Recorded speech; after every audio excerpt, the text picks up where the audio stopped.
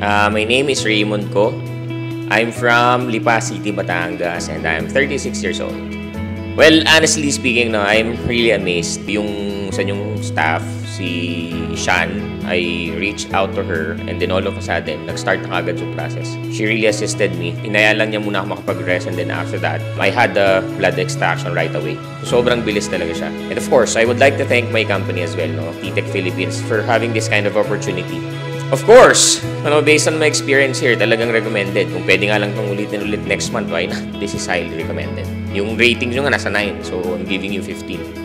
So first of all, thank you so much to all the staff, doctors, lahat ng empleyado ng Medical City South Luzon team. You guys are really amazing, especially to Sean, John, and Dr. Del Rosario. So Doc, napaka-cool mo. Thank you so much. Medyo kinakabahan ako sa result but when I started talking to you, explaining me things and how am I going to be healthy and make sure na kung di man makapag-exercise, have proper diet. Napaka-helpful nun. Nakakatawa from the guard who assisted me at the start. Thank you talaga for the entire team ng Medical City South Luzon team.